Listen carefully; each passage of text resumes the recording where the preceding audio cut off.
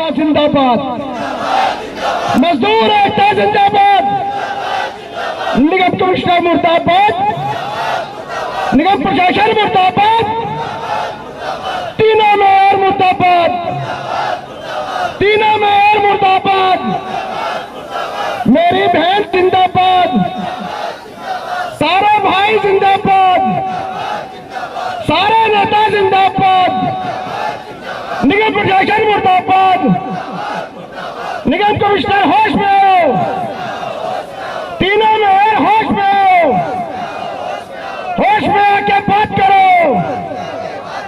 बात तो तुमको करनी पड़ेगी, तुमको करनी पड़ेगी, आप कहना वरना कुर्सी छोड़नी पड़ेगी।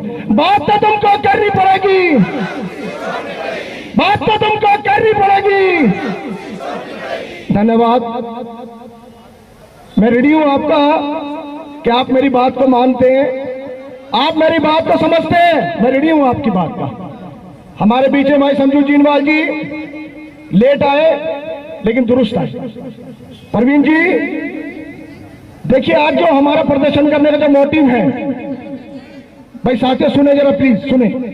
आज जो प्रदर्शन करने का हमारा मोटिव है क्या है, सबसे पहले यह जानना बेहद जरूरी है कि हमारी लड़ाइयां क्या है, यह आंदोलन किस ओर जा रहा है और आंदोलन किस रूप में चल रहा है। आपको सिर्फ ये 4 बात बताऊंगा, ज्यादा समय नहीं लूंगा आपका। मेरा कहना सिर्फ ये है, मेरे संगठन का कहना यह है और मेरे नेताओं का कहना यह है कि आज जिस मोबाइल ऐप पर मेरा परिवार हाजिरी लगा रहा है, तो मैं उस कच्चे कर्मचारी की बात करता हूं। आज कच्चा कर्मचारी एमसीडी की वेबसाइट पर जाकर वो लिस्ट निकलवा कर देखे। जो मेरा सब्स्टिट्यूट कर्मचारी, जो रेगुलर कर्मचारी हाजिरी लगा रहा है, कच्चे कर्मचारी के स्थान पे लिखा हुआ रहा है कॉन्ट्रैक्ट बेसिस।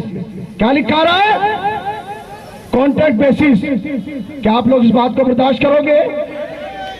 क्या लोग आप चाहते हैं जो 25 साल से जो कर्मचारी पक्का नहीं हुआ है, ये जो निकम्मी सरकार है, ये निकम्मे बैठी भारतीय जनता पार्टी की सरकार है, आपको ठेकेदारी में करने जा रही है, आपका निजीकरण करने जा रही है। क्या आपको ये बर्दाश्त है? अगर आपको ये बात बर्दाश्त नहीं है तो हाथ खड़े करके मेरी बात का समर्थन करें कि मैं सही कह रहा हूं। धन्यवाद। दूसरी बात, जो कर्मचारी 2003 से पक्का माना है, जिस कर्मचारी को 2004 से पक्का माना है, उसके एरियर का पैसा 15 लाख से 20 लाख रुपए बन रहा है। यह पैसा मेरे परिवार को मिलना चाहिए। और ये लोग कहते हैं कि आपको 2003 से पक्का नहीं मानते, आपको 2004 से हम पक्का नहीं मानते, हम मानेंगे तो आपको 2013 से पक्का मानेंगे। ये बात आपको मंजूर है? ये बात हमें मंजूर नहीं है। हमें मंजूर है कि जब आपने आदेश निकाले हैं 2003 से पक्का मानने के, 2004 से पक्का मानने के, तो हमारे एरियर 20 लाख रुपए बनता है। हमारे एरियर का एक मुश्त भुगतान दिया जाए। खत्म करें ये FAR 17। हमारा जो एरियर है 20 लाख रुपए है, उसका एक मुश्त भुगतान दो, ताकि हम अपने बच्चे की शादी कर सकें, ताकि मैं अपनी बहन की शादी कर सकूं, ताकि मेरा परिवार अपनी बेटी की शादी कर सके।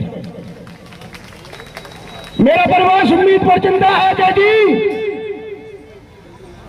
केक तो 25 साल बाद सूखी धरती पर मूसलाधार बारिश की गई, और वो ऐसी बारिश की गई कि ना तो हमें नहाने का पता और ना निचोड़ने का पता।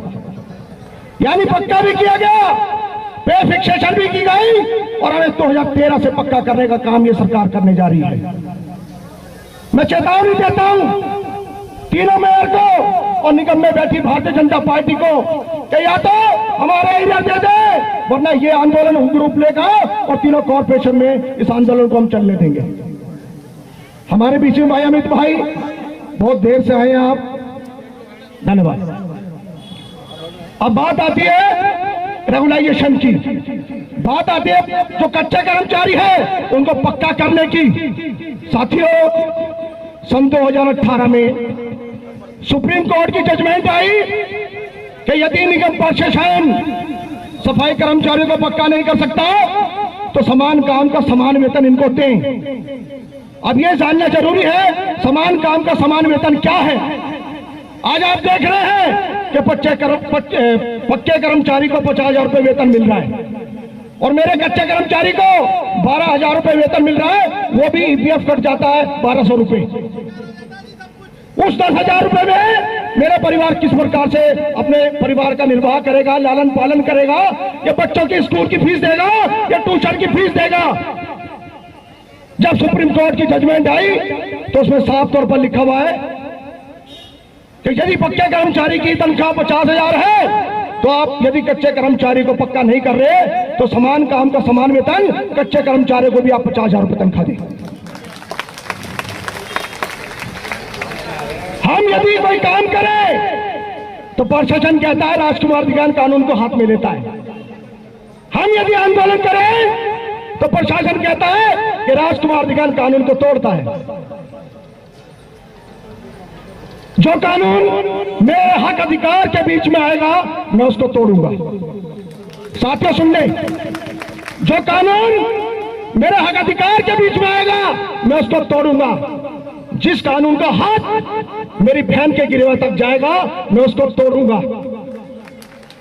जो कानून मेरे परिवार के बीच में आएगा मैं उसको तोड़ूंगा। एक बार नहीं, 1,000 बार तोड़ूंगा और बार बार तोड़ूंगा। हिम्मत है तो कोई गिरफ्तार करके दिखाए, मैं तैयार हूं। हिम्मत है तो कोई गिरफ्तार करके दिखाए। तीनों मेयर एक आदेश पारित करे कि राजकुमार दिगान को, वीर सिंह दिगान को, नंद किशोर ढिल्लोर को, डीसी कपिल को गिरफ्तार करे। हम राजी राजी जेल जाने के लिए तैयार हैं। क्या आपको ये मंजूर है? आपको ये मंजूर है? लेकिन बताना चाहता हूं, जब तक आंदोलन तेज नहीं होता, जब तक आपके नेता गिरफ्तार नहीं होते। यह गिरफ्तारी बेहद जरूरी है। यह इसलिए भी जरूरी है, यदि हम जेल जाते हैं तो दिल्ली का जितना भी कर्मचारी वो जागरूक हो जाएगा कि नहीं चाहिए वो दिल फेंक आशिक। मेरी बात को समझ लेना, मेरी बात को समझ लेना। और जो भाई मेरी बात को समझ ले वो अपना हाथ खड़े करके समर्थन कर देना कि नहीं चाहिए वो दिल फेंक आशिक जो माशूक का हाथ थामते हथियार फेंक देते हैं। हम तुम्हारे साथ आज हैं, कल भी थे और हमेशा रहेंगे। आपसे वायदा करते हैं इस प्रकार का। 240 हाजिरी, ये लोग हमें कानून बताते हैं। प्रशासन कहता है कि फाइनेंशियल क्राइसिस है, अभी आपको पक्का नहीं किया जाएगा। हम लोग कानून तोड़े तो हमारी एफआईआर आती है। हम लोग कानून तोड़े तो हमें गिरफ्तार किया जाता है, सस्पेंड किया जाता है, निलंबित किया जाता है। लेकिन ये लोग कानून तोड़ रहे, इनके खिलाफ क्या किया जाए? 25 साल में आज तक मेरी सूखी धरती पर मूसलाधारी बारिश नहीं हुई है। जो मेरी बहन 20 साल की उम्र में निगम में लगी थी, भर्ती हुई थी, आज उसकी उम्र 45 वर्ष हो गई है। जिस दौरान मेरे परिवार में ये जो मेरी महिलाएं बहन बैठी हैं, मेरी माता बहनें बैठी हैं, मेरे बुजुर्गवार बैठे हैं, मेरे नौजवान भाई बैठे हैं, जब ये निगम में भर्ती हुए थे तो इसकी उम्र 25 साल थी, 20 साल थी। आज मेरे उसी भाई की, उसी बहन की जो उम्र 50 साल है, तो पूछना चाहता हूं प्रशासन से कि आखिर कितनी इनकी सर्विस बची है? क्या ये लोग 5 साल काम करेंगे? क्या लोग 10 साल काम करेंगे? क्या ये गुनाह नहीं है? ये गुनाह अजीम है। ये बहुत बड़ा गुनाह है कि एक तो हमारे 25 साल निगम ने खराब किए और एफआईआर भी आज हमारे खिलाफ कर रहे हैं। ये गुनाह है और हमारी लड़ाई है इस गुनाह के खिलाफ। हमारा ये आंदोलन और इस आलम ये जो आंदोलन है, इस प्रशासन को मुंह तोड़ जवाब देगा। मेयर साहब कहते हैं कि हमें नियम कानून बताएं। देखो, उल्टा चोर कोतवाल को डांट रहे हैं। मेयर साहब कह रहे हैं, लीडर साहब, कि हमें वो कानून बताएं जो हमारा हक हमें देना पाए। मेयर साहब, हमें वो कानून बताएं जो हमारा हक हमें देना पाए। अपने वायदे तू ही रख, साडा हक है तेरा। साडा हक, हाथ खड़े करके, ऐसे नहीं, साडा हक। आवाज में बुलंद होनी चाहिए, ऊर्जा होनी चाहिए, आवाज में आक्रोश होना चाहिए। हमारे पेट बेशक भूखे हैं लेकिन दम है, हिम्मत मर जाए मदद खुदा। साडा हक, साडा हक। साथियों, आगामी कार्रवाई क्या है? हम इस आंदोलन के रूप में यहां मौजूद हैं, हम पीछे नहीं हटेंगे। बड़ी बड़ी ताकत हराने का काम कर रही है, हमें पीछे धकेलने का काम कर रही है, लेकिन आज आपकी हिम्मत ने, आपके हौसले ने सीना गदगद कर दिया। मैं धन्यवाद करता हूं आपका, मैं बधाई देता हूं आपको। लेकिन अपना वक्तव्य खत्म करने से पहले एक बात कहूंगा कि क्या डुबोएगा वक्त का दरिया हमें।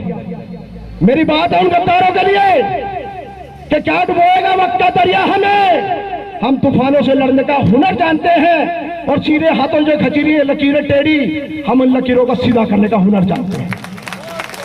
ये हुनर है, ये ताकत है आपकी। और जब आप हमारे साथ हैं तो मैं समझता हूं मेरा परिवार मेरे साथ है तो वह परवरदिगार मेरे साथ है, वो भगवान मेरे साथ है।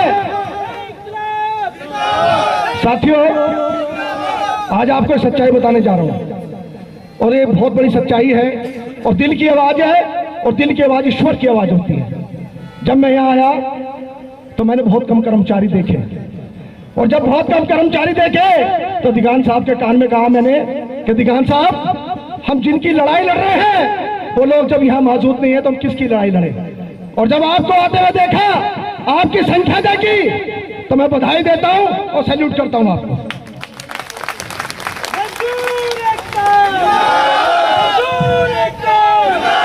धन्यवाद, धन्यवाद। जय भारत, जय Valmiki.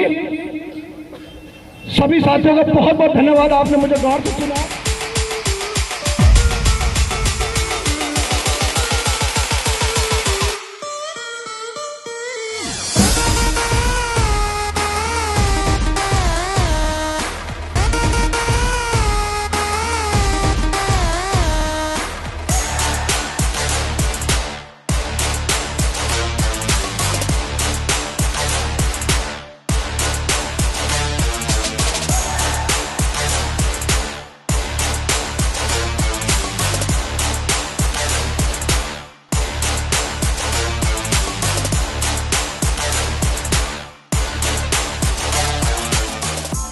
Press the bell icon on the YouTube app and never miss another update.